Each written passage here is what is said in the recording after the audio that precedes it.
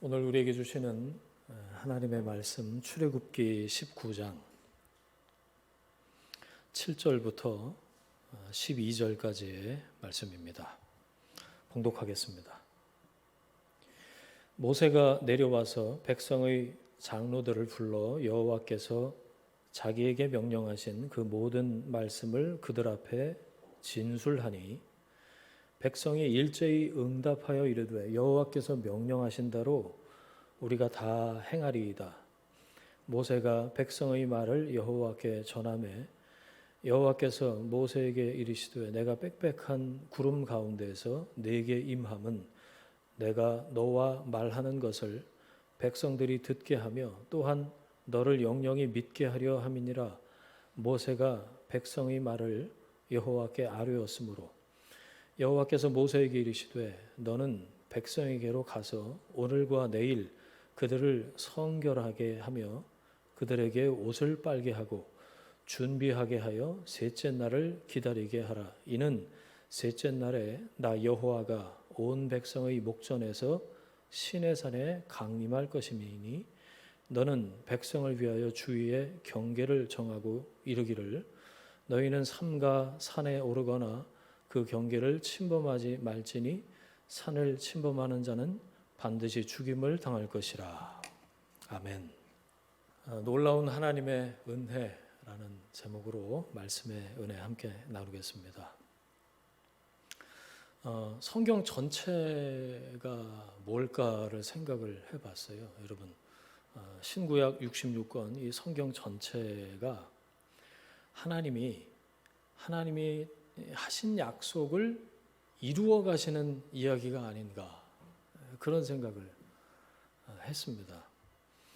하나님이 주어가 되셔서 당신이 하신 그 약속을 직접 이루어 가시는 스토리, 창세기부터 계시록까지. 창세기에 아브라함에서 시작된 그 하나님의 언약의 스토리가 지금 출애굽기 19장에 이집트를 거쳐서 광야를 지나서 지금 시내산 앞에 당도해 있습니다. 하나님이 너는 내 소유다라고 말씀을 하셨는데 이제 막 이집트에서 해방된 노예들을 향해서 그렇게 말씀하신 거예요. 뭐 볼 게 없어요, 사실. 그런데 너는 내 거야. 내가 널 포기하지 않을 거야. 너는 내 소유야. 보물이야 라고 선포를 하시죠. 저는 이게 너무 이상했어요. 이게 도대체 무슨 일입니까?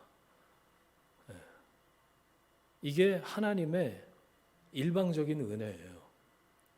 성경에서 은혜라고 하면 그레이스, 우리가 대가를 지불하지 않고 거저 얻는 것을 은혜라고 하는데 이렇게 일방적인 은혜가 있을 수가 없어요. 여러분 성경 한번 찾아보실래요? 신명기 7장에 6절부터 보면 이런 말씀이 있죠.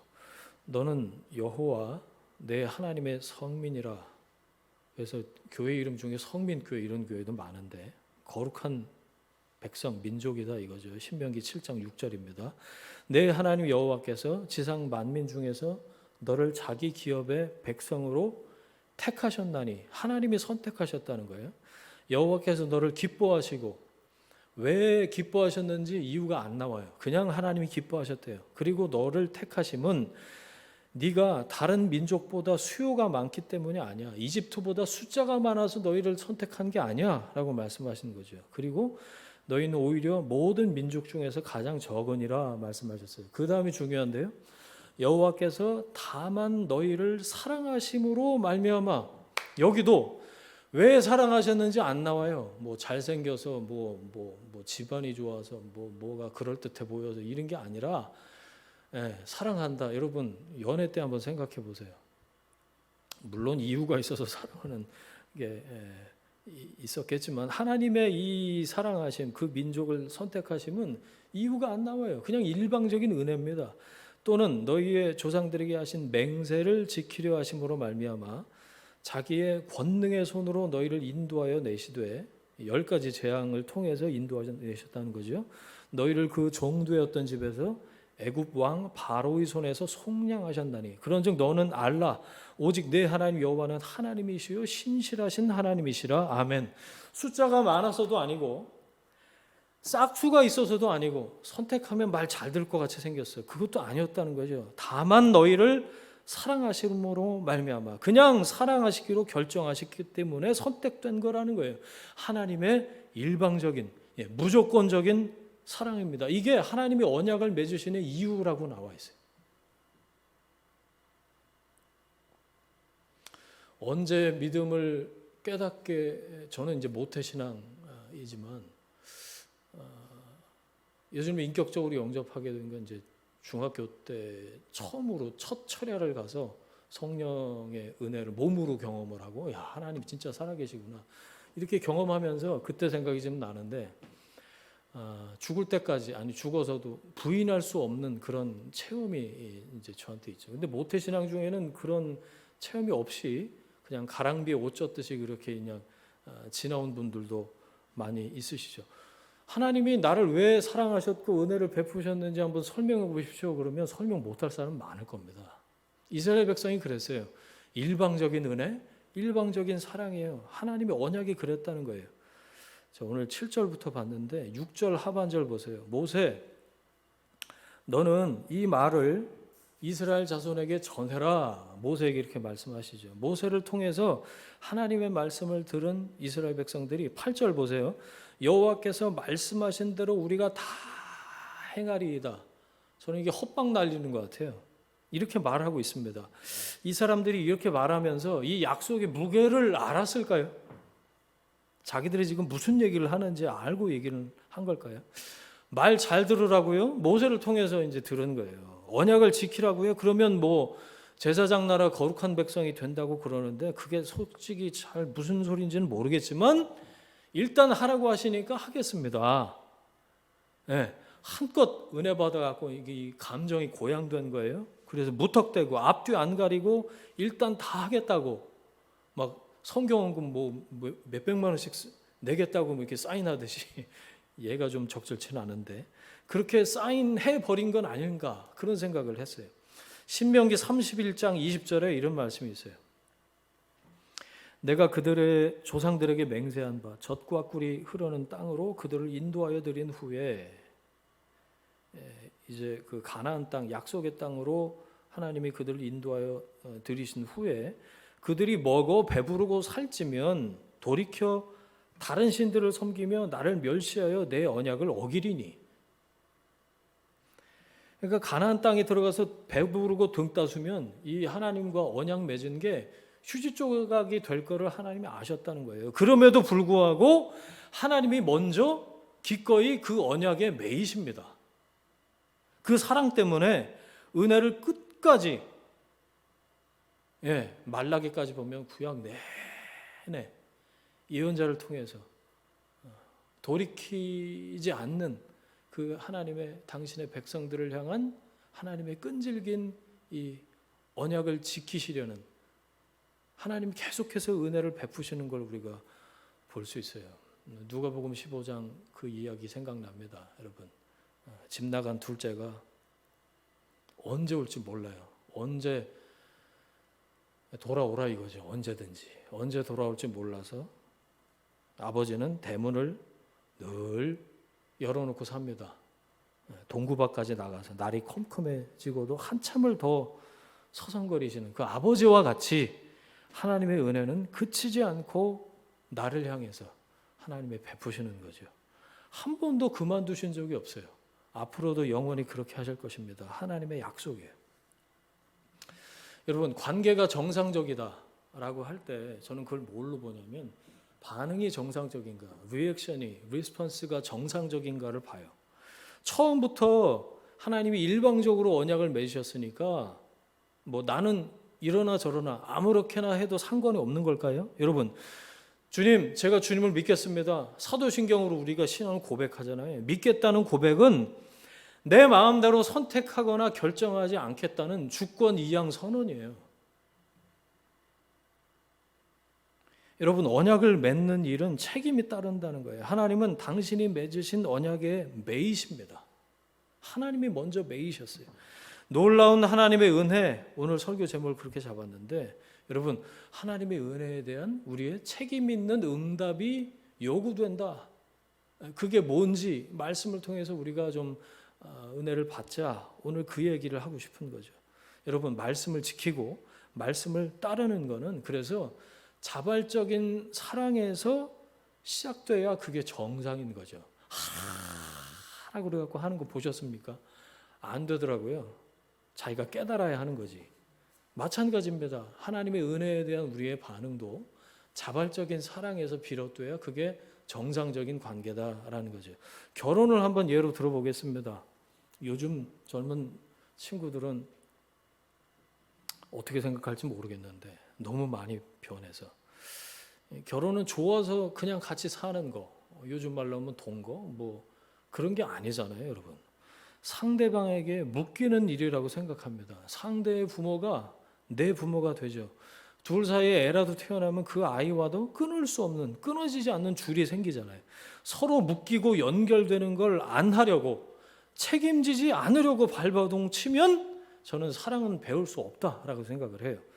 사랑이 그냥 좋아하는 게 아니잖아요. 성경 보니까 사랑은 오래 참는 거다 그렇게 얘기하고 있어요.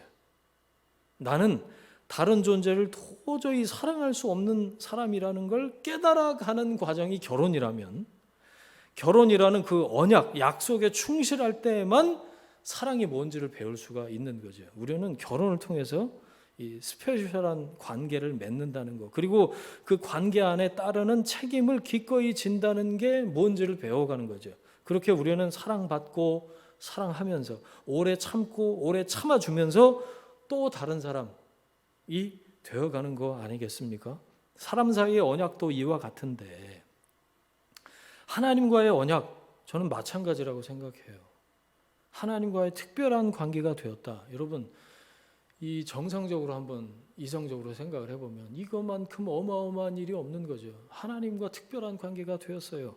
우리가 뭘 어째서 된 게 아니고 하나님 편에서 일방적으로 은혜를 베푸셔서 선택하셔서 사랑하셔서 시작된 관계죠. 이스라엘의 정체성이, 아이덴티티가 새로워졌습니다. 해방된 노예가 아니라 하나님의 백성이 됐다고요. 명실상부 하나님의 사람으로 되어가는 과정이 이 출애굽기에 기록이 되어 있는 거죠. 예수 믿는 우리 그리스도인들도 같은 신분을 부여받았어요. 베드로전서 2장 9절, 너희는 택하신 족속이요 왕 같은 제사장이요 거룩한 나라, 그의 소유된 백성이다. 너희를 어두운 데서 불러내서 기이한 빛에 들어가게 하신 이의 아름다운 덕을 선포하게 하려 하심이라 그랬어요. 하나님께서 우리들과 특별한 관계를 맺으셨습니다. 우리에게 그럴 만한 자격이 없었잖아요.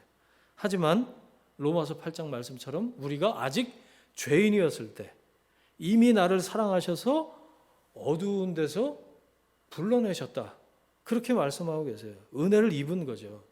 여러분, 어느 날 말씀이 들리기 시작하지 않으셨어요? 저는 그랬습니다. 말씀을 들으려고 해서가 아니라 개척교회 지금처럼 4-5명 앉아있는 그 자리에서 처음 은혜를 받았어요. 말씀이 들리기 시작하더라고요. 큰 교회 뒷자리에 10수년 앉아 있었는데 뭐 성경 공부하면 성경 퀴즈 대회하면 뭐 스케치북도 타고 1등도 하고 그래. 별로 소용이 없었어요. 말씀이 안 들리는 걸 뭘. 근데 작은 개척교회 지하실에서 앉아 있다가 말씀이 들리기 시작하고 눈물이 흐르기 시작하고 그때 예수님의 이 사랑하심과 은혜가 나를 위한 것이었구나라는 것이 깨달아지기 시작한 거죠. 믿음이 생긴 겁니다. 구원을 받은 거죠. 철저하게 수동태예요. 하나님의 소유가 됐습니다. 하나님의 손에 붙잡혔다. 여러분, 그게 무슨 뜻일까요? 하나님이 끝까지 책임지시는 겁니다. 할렐루야. 그 특별한 관계 누구도 깨트릴 수 없다. 아까 우리 예배 찬양할 때도 그런 가사로 찬양을 했는데 여러분, 하나님의 사랑을 그래서 받으십시오. 먼저 받는 게 중요해요. 그리고 하나님을 사랑하십시오. 하나님이 원하시는 반응, 정상적인 관계에서 나오는 정상적인 은혜에 대한 반응이라는 거예요. 언약을 체결하려면, 약속하려면 만나야 되잖아요. 하나님께서 이스라엘을 만나기 위해서 시내산에 오십니다. 오늘 11절 말씀 보세요. 셋째 날에 나 여호와가 온 백성의 목전에서 시내산에 강림할 것이다. 그래서 시내산 한참 얘기하고 그럴 생각은 없습니다. 만나러 오신 게 중요한 거니까요. 왜 오셨을까요? 사랑하셔서 오신다는 겁니다. 사랑을 확증해 주시려고 오시는 하나님이세요. 사람이 절대자에게로 이렇게 가는 것이 가능하다. 그거 하자라는 게 종교거든요. 그래서 기독교는 종교가 아닙니다. 하나님이 찾아오셔서 만나 주신 거예요. 그래서 기독교는 은혜예요, 은혜. 내가 대가를 지불하는 게 없어요. 여러분, 사람은 아무리 노력해도 스스로 하나님께 이룰 수 없습니다. 뭐 면벽 수도하고 사리가 뭐 몇 가만이 나와도 우리가 하나님께 향해서 하나님을 만날 수가 없어요. 애써서 하나님을 만날 수 있는 게 아니라고요. 하나님이 만나 주시는 거예요. 하나님께서 찾아오신다. 하나님이 부르십니다. 하나님이 만나 주시는 거죠. 하나님의 열심으로 우리가 하나님을 만날 수 있었죠. 주님은 지금도 계속해서 찾아오셔서 말씀하시고 어두운 데서 불러내시고 내 안에서 나와 함께 하시는 분이신 줄로 믿습니다. 제가 좋아하는 영국 작가 중에 C.S. 루이스라는 사람이 있는데 그분이 이렇게 표현했어요. 그분의 지칠 줄 모르는 다가오심. 이 양반이 기독교 문화 속에서 살았는데 하나님 믿지 않았거든요. 하나님 만나지 않으려고 도망쳤어요, 평생. 그런데 하나님께서는 그를 계속해서 찾아오셨어요. 그래서 이렇게 고백한 거예요. 그분의 지칠 줄 모르는 다가오심. 마침내 그는 하나님 앞에 무릎을 꿇습니다. 은혜의 추격입니다. 어떤 작가는 천국의 사냥개 뭐 이렇게 표현하기도 했죠. 여러분, 인생에서 중요한 주제가 뭘까요? 저는 그렇게 생각해요. 병 나는 게 아닙니다. 하나님께서 나를 찾아오신다는 거예요. 은혜의 추격이 모든 것을 바꿀 수 있는 줄 믿습니다. 그 은혜를 사모하실 때 하나님께서 그 은혜를 베푸시는 줄 믿습니다. 어떻게 오시는지 9절 말씀 보세요. 궁금해요. 어떻게 오시나. 구름 얘기가 나오는데요. 내가 빽빽한 구름 가운데서 내게 임함은 내가 너와 말하는 것을 백성이 듣게 하며 또한 너를 영영히 믿게 하려 함이니라. 구름이 빽빽하게 가려서 육안으로 볼 수가 없어요. 여러분, 하나님은 영이시죠. 사람의 눈으로는 하나님을 볼 수 없죠. 하나님께서 모세에게 너와 내가 말하는 것을 백성이 듣게 하라고 말씀하시죠. 듣게 하는 건 믿게 하기 위해서라고 말씀하셨습니다. 그렇죠? 하나님은 태초부터 지금까지 말씀하시는 분으로 계십니다. 요한복음에 보니까 하나님은 또 말씀이라고 그러셨어요. 하나님을 직접 보는 게 사람에게 허락되지 않았어요. 대신 하나님께서는 말씀하십니다. 여러분, 하나님의 말씀을 우리가 들었다면 이 육신의 귀, 육체의 귀가 아니라 영으로 또 우리 마음으로 감정으로 하나님 전인격적으로 우리에게 말씀하시고 그 말씀을 우리가 들었다면 하나님을 만난 겁니다. 만난 거예요. 로마서 10장 17절 믿음은 들음에서 나며 들음은 그리스도의 말씀으로 말미암았다 그랬어요. 요한복음 1장 1절 태초의 말씀이 계시니라. 이 말씀이 하나님과 함께 계셨으니 이 말씀은 곧 하나님이시니라. 신앙에서 보는 것보다 듣는 게 중요하다는 얘기예요. 뭔가 내 눈앞에서 번쩍거리는 걸 보고 싶어 해요, 우리는. 그렇죠? 새로운 걸 보고 싶어 하고 신기한 걸 보고 싶어 하고 또 기적을 보고 싶어 하는 게 우리들이죠. 하지만 자꾸 이 보려고 하다 보면 보는 것에 집착하다 보면 엉뚱한 거 볼 수도 있다니까요. 기억하십시오. 사람들이 왜 우상을 만들까요? 눈에 보이는 하나님을 원하기 때문에 그래요. 물론 보는 것도 중요합니다. 중요하죠. 하나님께서 보여주실 때도 있죠. 하지만 내가 본 것, 내가 경험한 것에만 몰두하면 믿음은 자랄 수가 없어요. 내 눈으로 봐야 믿겠다? 여러분, 예수님이 도마에게 말씀하셨죠. 너는 본고로 믿냐? 보지 못하고 믿는 자들이 복되다. 보지 않고 믿는 자, 듣고 믿는 자가 복되다라고 말씀하시는 거죠. 하나님은 여러분, 우리가 생각하는 거, 우리가 상상하는 거, 우리가 경험하는 것과는 비교할 수 없이 크신 광대하신 하나님이십니다. 하나님을 내가 본 것, 내가 경험한 것으로만 설명할 수 있을까요? 그러면 이미 하나님이 아닌 거죠. 여러분, 보는 것보다 더 깊은 단계가 듣는 것이에요. 성경을 통해서, 설교를 통해서, 이 말씀을 통해서 하나님의 음성을 듣는 여러분 되시길 바랍니다. 성령의 음성을 들어야 돼요.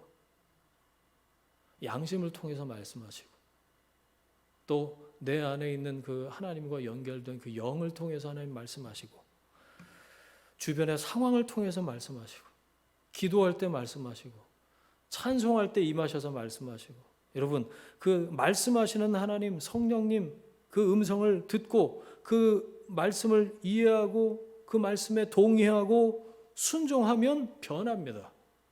상황이 변하지 않아도 내가 변해요. 하나님과 연결된 내가 변한다고요. 믿음은 말씀을 그렇게 들을 때 생겨나고 자라는 거죠. 하나님께서 지금도 말씀으로 우리와 함께 하시는데 삶의 모든 자리에서 말씀으로 찾아오시는 하나님께 귀를 기울이시길 바랍니다. 언제 어떻게 오셨나를 성경에 여러 군데를 찾다가 이 말씀이 생각났어요. 지진 후에 불이 있었는데 불 가운데에도 여호와께서 계시지 않더니 불 후에 세미한 소리가 있었다. 엘리야 그때 이야기입니다. 그분의 세미한 음성에도 민감하게 반응하는 깊은 사랑이, 그 믿음이 여러분에게 있게 되길 축복합니다. 찾아오시는 하나님, 어떻게 찾아오시는지 우리가 봤고, 또 마지막으로 하나 더 살펴보길 원합니다. 준비해야 만난다는 거죠. 오늘 말씀 보니까 하나님이 오시는 날, 오늘 본문에 보니까 셋째 날, 이틀간의 여유를 주고 준비하라고 말씀하셔요. 10절, 11절 보세요. 오늘과 내일 그들을 성결하게 하며 그들에게 옷을 빨게 하고 준비하게 하여 셋째 날을 기다리게 하라. 그렇게 말씀해요. 여러분 이상하지 않으세요? 옷을 빨라고 세탁하라고 그러신 거죠. 뭐 빨래방이 있길 해요. 지금 여기가 어디죠? 시내 광야입니다. 사막 한가운데 물이 있었으니까 반석에서도 물을 터쳐오르게 하실 수 있는 분이시니까 준비는 해주셨겠죠. 물이 흔하지 않아요. 비누도 없고 무슨 세탁 시설이 있는 것도 아니에요. 그런데 하나님께서 이스라엘 백성에게 옷을 빨게 하라고 말씀하세요. 출애굽한 지 석 달이 지났어요. 석 달 여만에 아마 처음 옷을 빨았을 거예요. 그 중간에 옷 빨았다는 얘기 안 나오니까. 몇 명이요? 200만 명. 그것도 광야 한복판에서, 죄송합니다, 떼꾸정물이 아마 강물을 이뤘을 거예요. 장관이었겠죠. 그 광경보다 여러분 그 옷을 빨라고 성결케 하라고 말씀하신 하나님의 말씀의 의미가 뭘까? 그게 중요한 거죠. 무슨 생각을 했을까? 옷을 빨면서. 하나님 만나려면 준비를 해야 되는데 그 준비는 깨끗해야 되는 거구나. 그 생각을 하지 않았겠어요? 옷을 빨라고 말씀하신 건 외적인 겉으로 보이는 청결만을 의미하는 게 아니라 내적으로도 정결해야 한다는 것을 의미하는 겁니다. 이스라엘 백성은 하나님 만나기 전에 자신을 성결하게 해야 했습니다. 거룩하신 하나님 만나기 위해서. 우리가 어떻게 준비가 돼야 될 것인지 이렇게 말씀해 주고 계신 거죠. 14절 15절 모세가 산에서 내려와 백성에게 이르러 백성을 성결하게 하니 그들이 자기 옷을 빨더라. 모세가 백성에게 이르되 준비하여 셋째 날을 기다리고 여인을 가까이 하지 말라 하니라. 옷 빨고 났더니요.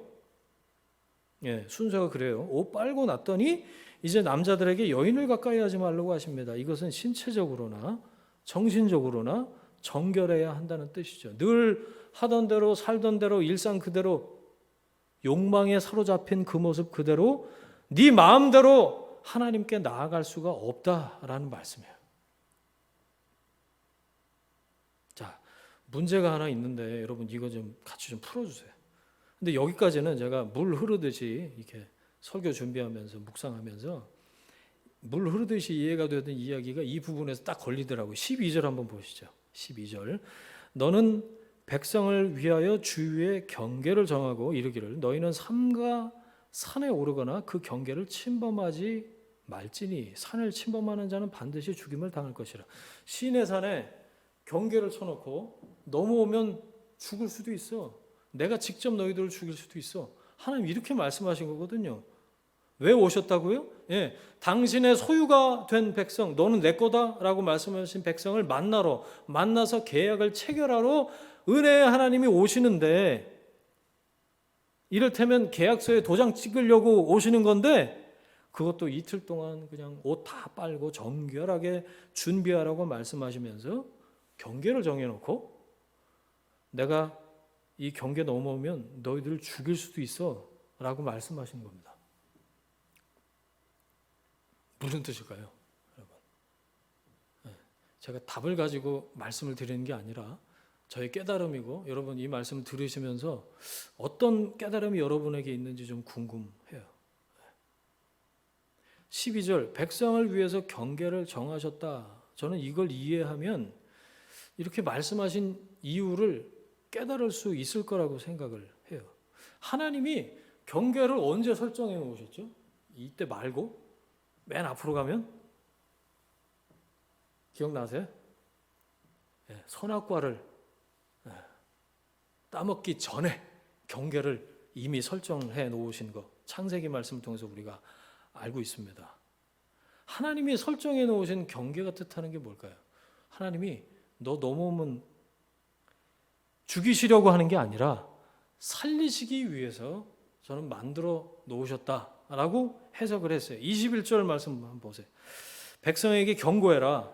백성이 어떻게 했는지, 밀고 들어와서 보려고 하다가 많이 죽을까 하노라. 이렇게. 참 저는 이 표현이 굉장히 다가왔는데, 백성이 어떻게 해요? 호기심이든 뭐든 하나님이 정해놓으신 경계를 밀고 들어와서 보려고 하다가 죽을까 한다. 22절, 제사장들도 성결치 않으면 내가 그들을 칠까 하노라 말씀하셨습니다. 하나님께서 아담에게 동산 모든 나무의 열매를 먹을 수는 있는데 선악을 알게 하는 나무의 열매는 먹지 말아라. 먹으면 어떻게 된다고요? 네가 정령 죽으리라. 창세기 2장에 그렇게 말씀하셨죠. 여러분, 선악과가 뜻하는 게 뭘까요? 창조주 하나님과 피조물인 우리가 넘을 수 없는, 넘어서는 안 되는 창조주 하나님의 그 영역, 경계를 의미하는 거죠. 저는 이 경계라는 단어를 보면서 창세기 그 말씀이 떠올랐어요. 하나님과 사람 사이에 분명한 경계가 있습니다. 하나님은 창조주이시고 사람은 피조물입니다. 이걸 제멋대로 경계를 좌지우지하고 움직이려고 하고 밀고 들어가서 보고 이렇게 하려고 하는 걸 성경에서 표현하기를 우상숭배라고 하죠. 하나님이 정해놓으신 경계를 지키는 것, 그게 뭘까요? 하나님이 정해놓으신 그 룰에 기꺼이 종속되는 것, 저는 이걸 예배라고 생각해요. 창조주 하나님의 창조주되심을 다시 기억하고 나의 피조물됨을 기억하는 것이 예배잖아요. 그냥 이 세리머니에 참석하는 게 아니라, 하나님 당신이 나를 만드셨습니다. 당신의 뜻이 나를 있게 하셨습니다. 하나님의 사랑이 나를 붙드셨습니다. 하나님 앞에 내가 다시 엎드립니다. 그 하나님을 월십, 예배합니다. 하나님이 정해놓으신 경계를 지키는 거예요. 그 룰에 종속되는 거죠. 기꺼이. 그게 예배죠. 하나님을 하나님으로 인정하는 겁니다. 그게 하나님을 참되게 예배하는 거잖아요. 여러분, 예배자는요, 하나님 자리를 넘보지 않습니다. 예배자는 선악과를, 경계를 넘어서 선악과를 따먹으려고 하지 않습니다. 궁금하다고 경계를 무시하고 내가 원한다고 밀고 들어와서 호기심으로 들춰보고, 이게 마치 자기가 하나님인 양 자기 마음대로 살고 하나님을 종부리듯이 하고 그러는 게 아니라는 거죠. 말씀 정리하겠습니다. 믿음은 하나님을 하나님으로 인정하는 것으로부터 출발합니다. 하나님과 사람 사이의 경계를 지키는 것이 예배죠. 하나님을 인정하고 정해 놓으신 하나님의 그 경계를 지킬 때, 예배할 때 하나님은 그때 임재하십니다. 그래서 12절에 이 말씀이 이렇게 붙어 있구나, 그런 깨달음이 있었어요. 여러분 어떤 은혜가 있으십니까? 하나님과의 만남을 우리는 자연스럽게 아무렇지도 않게 생각할 때가 많은데, 이거 자체가 하나님의 일방적인 은혜고 사랑이다. 오늘 말씀을 처음에 그렇게 시작을 했어요. 만나 주시는데 이게 하나님이 언약을 이행하시는 거다. 하나님의 언약은 일방적인 사랑으로 시작됐다 말씀드렸습니다. 하나님께서 일방적으로 우리를 선택하셔서, 우리가 죄인이었을 때 이미 나를 선택하셔서 하나님의 백성으로 삼으셨어요. 그 증거가 뭐라고요? 말씀이 들렸다는 거라. 예수 그리스도를 믿게 하셔서 하나님의 자녀가 되게 하셨습니다. 말로는 설명할 수 없는 놀라운 하나님의 은혜입니다. 이런 책 제목이 있어요. 필립 얀시라고 미국의 작가가 쓴 그 책 제목이 있는데, 그 책도 한번 보시면 좋겠고, 피조물로서 창조주 하나님이 말씀하신 그 경계를 지키는 것, 예배하는 것, 이것 역시 놀라운 은혜입니다. 여러분 아무나 하나님 앞에 다 예배할 수 있는 게 아니잖아요. 여러분 우리의 인생의 주어는 하나님이십니다. 하나님으로부터 시작된 스토리는 하나님이 끝까지 책임지고 선하게 인도하십니다. 그렇게 하시겠다고 하나님이 예수를 주와 그리스도로 고백하는 우리들에게 약속하신 언약이에요. 내가 너를 선택했다. 내가 너를 사랑한다. 네가 대가를 지불하지 않아도 내가 계속해서 너를 추격해서 은혜를 베풀 거야. 너는 내 것이다. 내가 널 포기하지 않는다. 끝까지 너를 책임진다. 하나님이 그렇게 말씀하십니다. 여러분 그래서 우리는 실패할 수 없습니다. 하나님이 실패하시지 않으시기 때문에 그래요. 문 열어놓고 기다리는 일만 하시는 하나님이 아니십니다. 적극적으로 우리 삶의 모든 자리에, 모든 조건에, 모든 컨디션에, 모든 시간에, 모든 장소에 찾아오셔서 하나님 그 언약을 이행하시기 위해서, 만나시기 위해서 임재하시는 하나님이세요. 우리는 어떻게 해야 된다고요? 정해놓으신 경계를 지키는 거예요. 예배하는 겁니다. 정상적인 관계, 그것을 유지하기 위한 정상적인 반응으로서의 예배. 우리가 하나님께 그렇게 나아가는 것, 스스로를 정결케 하고 하나님을 만나기 위한 준비를 하는 것, 그것이 우리에게 필요한 것이죠. 어떤 상황에 놓이더라도 이 하나님께서 먼저 일방적으로 맺어 오신 이 특별한 관계는 변하지 않는 줄 믿습니다. 여러분 모두 언약의 당사자로, 하나님의 자녀로서 그 놀라운 하나님의 은혜 앞에 예배하는 삶을 살게 되시기를 주님의 이름으로 축원을 드립니다. 아멘. 함께 기도하겠습니다.